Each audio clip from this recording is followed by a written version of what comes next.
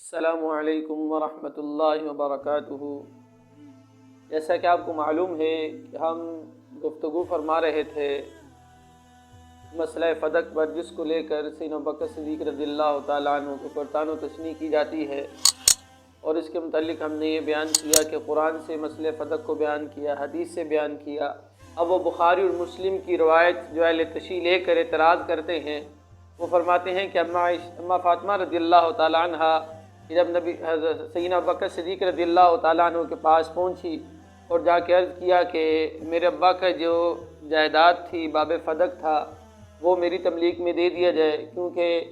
آپ کے علاوہ آپ صلی اللہ علیہ وسلم کی اولاد میں سے کوئی بھی زندہ نہیں تھا، تو صرف اماں فاطمہ رضی اللہ تعالیٰ عنہ تھی۔ تو ابوبکر صدیق رضی اللہ تعالیٰ عنہ نے جواب دیا کہ میں نے آپ کے باپ محمد عربی صلی اللہ علیہ وسلم سے یہ سن رکھا کہ آپ صلی اللہ علیہ وسلم نے ارشاد فرمایا تھا، نحن معشر الانبیاء لا نورث ولا نورث ما ترکناہ صدقہ، کہ فرمایا کہ ہم انبیاء علیہ السلام کسی کی جائیداد نہیں چھوڑتے، نہ ہم وارث ہوتے ہیں نہ وارث بنتے ہیں، ہم جو چھوڑتے ہیں یہ کیا ہوتا ہے؟ یہ صدقہ ہوتا ہے۔ یہی نبی اور امتی کے اندر فرق ہے کہ اگر کوئی امتی فوت ہوتا ہے تو اس کے لیے احکام ہے، یوصیکم اللہ فی اولادکم للذکر مثل حظ الانثیین، لیکن نبی صلی اللہ علیہ وسلم نے ارشاد فرمایا کہ اے فاطمہ، اگر تو جائیداد کو چاہتی ہے تو میں نے تو پہلے بھی تیرے ابا کے اوپر اپنا جان، اپنا مال، اپنا سب کچھ قربان کیا، لیکن یہ مال باب فدق کی جو حیثیت ہے اس کو میں اسی طریقے پر برقرار رکھوں گا جس پر سیدنا محمد عربی صلی اللہ علیہ وسلم نے برقرار رکھا، اس کے اندر آپ کا حصہ نہیں ہے۔ تو اماں فاطمہ رضی اللہ تعالیٰ عنہ، بخاری کی روایت ہے، فسکتت، ایک یہ روایت ہے، اور دوسری روایت کے اندر آتا ہے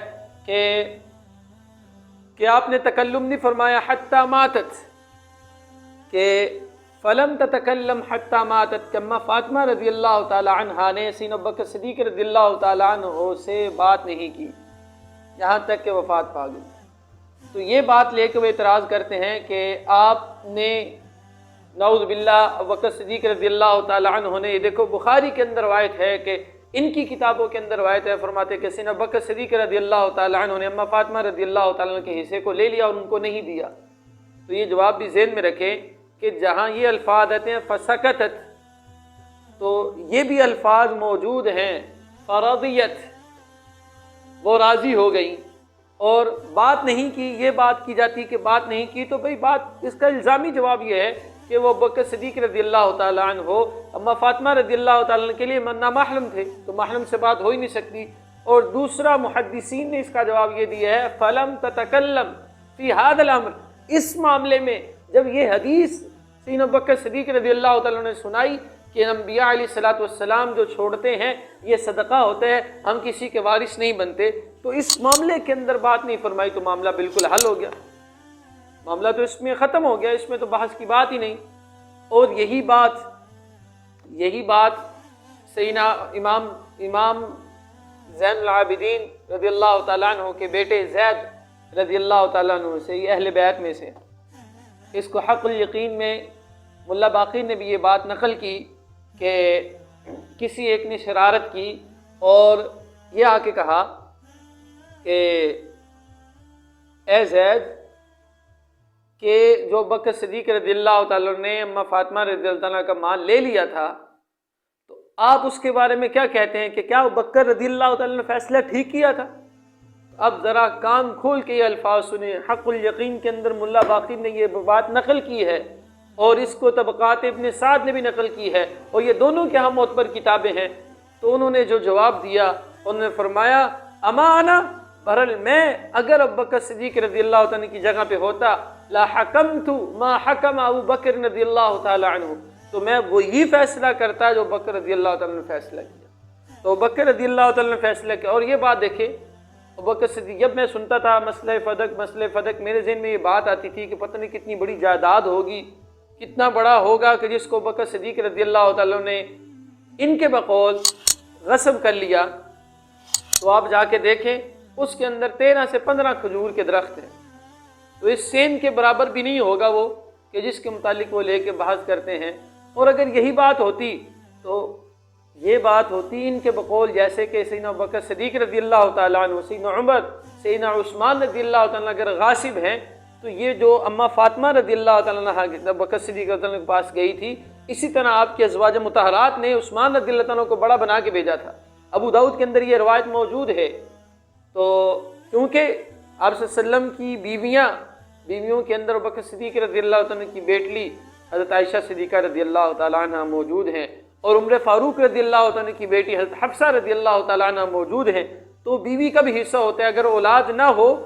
بھی تب حصہ ہوتا ہے، نہ ہو تب بھی حصہ ہوتا ہے، تو انہوں نے بھی بھیجا تھا۔ تو اگر یہ غاصب تھے، اگر انہوں نے غصب کی تھی تو پھر تو انہیں اپنی بیٹیوں کو دیتے۔ اور 12 امام اجلہ شخصیات ہیں، بہت بڑی شخصیات ہیں، ان میں سے کسی ایک کا قول نقل کر دیں کہ ابوبکر صدیق رضی اللہ تعالیٰ عنہ نے غصب کی ہے، تو پھر ہم اس بات کو ماننے کے لیے تیار ہیں۔ جب یہ بات ہے، اور ابو داؤد کے اندر ہیں، البدایہ والنہایہ کے اندر یہ بات موجود ہے کہ ابوبکر صدیق رضی اللہ تعالیٰ عنہ جب اماں فاطمہ رضی اللہ تعالیٰ عنہ کے پاس گئے، سیدنا علی رضی اللہ عنہ سے اجازت لے کے سیدنا علی رضی اللہ تعالیٰ عنہ نے کہا کہ ابوبکر صدیق رضی اللہ تعالیٰ عنہ آئے ہیں، تو آپ نے ارشاد فرمایا اگر آپ پسند کرتے ہیں تو میں اجازت دیتی ہوں۔ تو آپ نے فرمایا کہ اس سے بڑی اور کیا خوشخبری ہو سکتی ہے؟ تو آپ نے یہ بات نقل کی کہ اے فاطمہ، اگر تو مال کی بات کرتی ہے تو میں نے تو پہلے بھی سارا مال تیرے باپ کے قدموں پہ اوپر نچھاور کیا ہے، میری تو خواہش یہی ہے کہ میرا مال ہو، رسول اللہ صلی اللہ علیہ وسلم کا حکم ہو۔ تو اور ابوبکر رضی اللہ عنہ کی روایت موجود ہے شیعوں کی کتابوں کے اندر کہ اگر نبی صلی اللہ علیہ وسلم کی محبت کو تلاش کرنا ہے تو اہل بیت کے اندر تلاش کرو، اور ابوبکر رضی اللہ عنہ سے زیادہ محبوب رکھنے والا اہل بیت کو اور کوئی بھی نہیں تھا۔ تو ابوبکر صدیق رضی اللہ تعالیٰ عنہ وہاں گئے اور یہ بات نقل کی کہ انبیاء علیہ السلام جو چھوڑتے ہیں یہ صدقہ ہوتا ہے، اس میں کسی کی ملکیت نہیں چلتی۔ تو اماں فاطمہ رضی اللہ تعالیٰ عنہ یہ الفاظ موجود ہے فرضیت فضاحکت، کہ آپ راضی ہوئیں اور آپ نے مسکرائیں۔ اور دوسری بات یہ جو روایت لے کے اعتراض کرتے ہیں کہ جس نے اماں فاطمہ رضی اللہ تعالیٰ عنہ کو تکلیف دی اس نے مجھے تکلیف دی، جس نے مجھے تکلیف دی اس نے اللہ کو تکلیف دی، جس نے اللہ کو تکلیف دی وہ جہنم میں جائے گا۔ اور یہ روایت کرتے ہیں کہ اماں فاطمہ فسکتت، ناراض ہو گئی۔ تو بھی الفاظ ہیں فقد اغضبہا، جس نے ناراض کیا، فقد آذنتہا، جس نے اس کو تکلیف دی۔ تو اماں فاطمہ رضی اللہ تعالیٰ عنہ تو خود ناراض ہوئی تھی، انہوں نے بعد میں کہا کہ ٹھیک ہے میں وقتی طور پہ غصے ہوئی تھی لیکن بعد میں راضی ہوگی۔ اور سب سے بڑی بات یہ قاعدہ یاد رکھیں کہ جب کوئی فوت ہو جائے تو اگر اس کے اندر اس کی اولاد کے اندر کوئی عالم ہو یا اس کے خاندان میں ہو تو وہی جنازہ پڑھاتا ہے۔ جب اماں فاطمہ رضی اللہ تعالیٰ عنہ کا انتقال ہوا تو سیدنا ابوبکر صدیق رضی اللہ تعالیٰ عنہ، سیدنا علی رضی اللہ تعالیٰ عنہ موجود تھے، تو حضرت علی رضی اللہ تعالیٰ عنہ کا حق تھا نماز جنازہ پڑھانا، تو ابوبکر صدیق رضی اللہ تعالیٰ نے کہا کہ آپ جنازہ پڑھائیے۔ تو حضرت علی رضی اللہ تعالیٰ نے جو ارشاد فرمائی، آپ نے فرمایا واللہ میں جنازہ نہیں پڑھا سکتا آپ کے ہوتے ہوئے۔ تو یہ ابوبکر رضی اللہ تعالیٰ کی شان ہے کہ جو نبی صلی اللہ علیہ وسلم کی جائیداد کو غصب کرنا یہ تو دور کی بات ہے کہ جب آپ کی بیٹی حضرت عائشہ رضی اللہ تعالیٰ عنہ کا نبی صلی اللہ علیہ وسلم سے نکاح ہوا تو 40,000 درہم ابوبکر صدیق رضی اللہ تعالیٰ نے اپنی جیب سے دیے، اور جب آپ نے ہجرت کی تو اپنی 2 اونٹنیوں میں سے 1 اونٹنی نبی صلی اللہ علیہ وسلم کو دی اور اپنا سب کچھ نبی صلی اللہ علیہ وسلم پہ لوٹایا۔ یہ کیسے ہو سکتا ہے؟